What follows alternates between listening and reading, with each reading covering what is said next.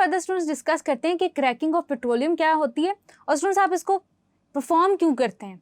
Students आपके पास जो cracking of petroleum होती है वो होती है thermal decomposition of higher hydrocarbons into lower hydrocarbons. यानी कि स्टूडेंट्स आप क्या करते हैं कि थर्मल डिकम्पोजिशन करते हैं हायर हाइड्रोकार्बन्स की जिनका मॉलिक्यूलर मास ज़्यादा है, उनको लोअर हाइड्रोकार्बन्स के अंदर कन्वर्ट करते हैं। अब स्टूडेंट्स आप ये प्रोसीजर परफॉर्म क्यों करते हैं? वो इसलिए करते हैं स्टूडेंट्स कि आपके पास जो पेट्रोलियम की फ्रैक्शनल डिस्टिलेशन होती है वो तकरीबन 20% गैसोलीन प्रोड्यूस कर रही होती है। अब स्टूडेंट्स वो जो 20% गैसोलीन होती है वो इनफ नहीं होती कि वो आपकी नीड्स को मेंटेन कर सके या उसको मैच कर सके।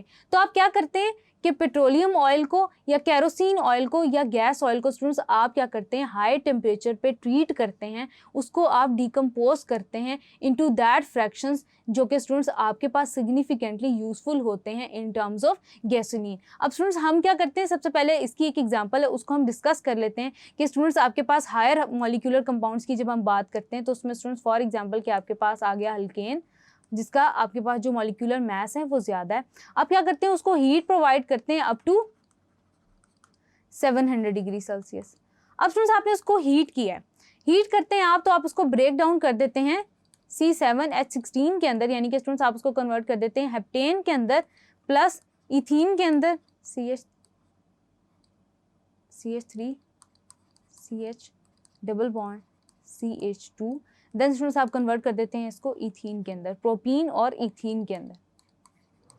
अब स्टूडेंट्स जो डबल बॉन्ड शेयर कर रहे हैं दो कार्बन उसको आप कहेंगे इथीन, जो कि स्टूडेंट्स आपके पास जब एक कार्बन यहाँ पे और अटैच हो जाता है तो उसको आप कहेंगे प्रोपीन। अब स्टूडेंट्स आपके पास क्या किया, आपने कन्वर्ट कर दिया हायर हाइड्रोकार्बन्स को into lower hydrocarbons through thermal decomposition, यानी कि टेम्परेचर इंक्रीज करके। तो स्टूडेंट्स आपके पास जो कन्वर्जन हो गई वो हो गई हेप्टेन के अंदर, प्रोपीन के अंदर, देन इथीन के अंदर। अब स्टूडेंट्स यहाँ पे आपने एक तो क्या किया, आपने यूजफुल कर लिया गैस ऑयल को या आपके पास जो केरोसिन ऑयल था उसको आपने गैसोलीन के अंदर कन्वर्ट कर दिया। उसके अलावा स्टूडेंट्स आपके पास कुछ बाय प्रोडक्ट्स आए in the form of propene और इथीन, तो स्टूडेंट्स उसको आप फर्दर यूज़ कर सकते हैं। अब स्टूडेंट्स आपके पास क्रैकिंग के रिजल्ट में जो आपके पास बाय प्रोडक्ट्स प्रोड्यूस हो रहे होते हैं स्टूडेंट्स वो आपके पास यूजफुल होते हैं, यानी कि स्टूडेंट्स आप क्या करते हैं कि उससे डिटर्जेंट्स को प्रिपेयर कर रहे होते हैं। देन स्टूडेंट्स आप उसके अंदर मुख्तलिफ सॉल्वेंट्स को प्रिपेयर कर सकते हैं उसके थ्रू, यानी कि स्टूडेंट्स इसकी वास्ट एप्लीकेशंस आपके पास आ जाती हैं।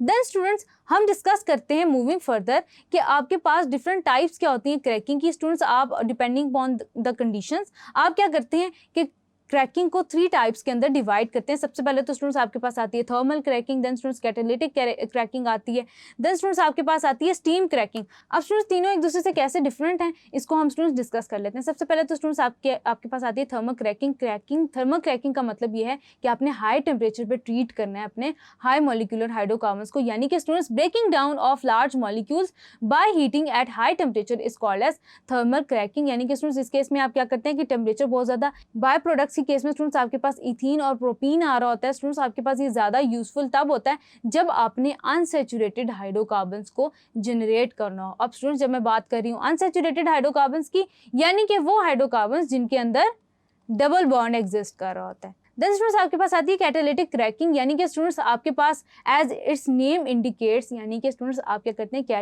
कैटलिस्ट यूज़ करते हैं और टेम्परेचर डिक्रीज कर लेते हैं। Higher hydrocarbons can be cracked at lower temperature, यानी कि at 500 degree Celsius and at lower pressure 2, यानी कि at 2 atmosphere in the presence of suitable catalyst. यानी कि स्टूडेंट्स आपके पास जो सूटेबल कैटलिस्ट है वो in the form of silica या एलुमिना हो सकता है Al2O3, या इन दोनों का मिक्सचर हो सकता है। तो स्टूडेंट्स आप क्या करते हैं कि आप हायर हाइड्रोकार्बन्स को कन्वर्ट करते हैं एट मच लेसर टेम्परेचर, लेकिन इन the presence of a suitable catalyst जो कि उसका रेट ऑफ रिएक्शन फास्ट कर देता है। अब स्टूडेंट्स आपके पास जो कैटालिटिक क्रैकिंग होती है इसमें आपको टेम्परेचर बहुत ज़्यादा बढ़ाना नहीं पड़ता, आप कैटलिस्ट यूज़ करते हैं, आपको प्रेशर भी बहुत ज़्यादा बढ़ाना नहीं पड़ता।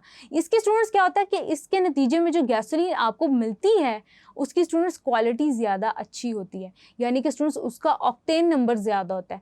अब जो स्टूडेंट्स आपके पास ऑक्टेन नंबर होता है ये गैसोलीन की एफिशिएंसी को रिप्रेजेंट कर रहा होता है, यानी कि स्टूडेंट्स आपके पास गैसोलीन का जितना ज़्यादा ऑक्टेन नंबर होगा उतनी ज़्यादा उसकी एफिशिएंसी होगी। देन स्टूडेंट्स हम स्टीम क्रैकिंग को डिस्कस कर लेते हैं। इस प्रोसेस में स्टूडेंट्स क्या होता है आपके पास कि हायर हाइड्रोकार्बन्स अपने वेपर फेज के अंदर आप उसको स्टीम के साथ मिक्स करते हैं और एट हायर टेम्परेचर, यानी कि स्टूडेंट्स आपने हाइड्रोकार्बन्स को उनकी वेपर फेज के अंदर ट्रीट करना होता है स्टीम के साथ। और स्टूडेंट्स आप क्या करते हैं एज अ रिजल्ट सेल बहुत ज़्यादा हायर टेम्परेचर प्रोवाइड करते हैं, यानी कि 900 डिग्री सेल्सियस, और स्टूडेंट्स क्या करते हैं, उसका टेम्परेचर इंक्रीज करके आप उसकी रैपिड कूलिंग करते हैं, जिसकी वजह से स्टूडेंट्स आपके हायर हाइड्रोकार्बन्स कन्वर्ट हो जाते हैं लोअर हाइड्रोकार्बन्स के अंदर। और स्टूडेंट्स ये वाला जो आपके पास टिपिकल प्रोसीजर है ये इफेक्टिव होता है due to the presence of, एक तो टेम्परेचर बहुत ज़्यादा हाई होता है, उसके अलावा स्टूडेंट्स आप याद रखेंगे कि आप इस पर्टिकुलर प्रोसेस को, स्टीम क्रैकिंग को आप यूज़ कर रहे होते हैं अनसैचुरेटेड हाइड्रोकार्बन्स को जनरेट करने के लिए। देन स्टूडेंट्स आगे चलते हैं, फर्दर ऑन डिस्कस करते हैं कि आपके पास नॉकिंग क्या होती है, ऑक्टेन नंबर क्या होता है और रिफॉर्मिंग का इससे क्या रिलेशन है। Thank you.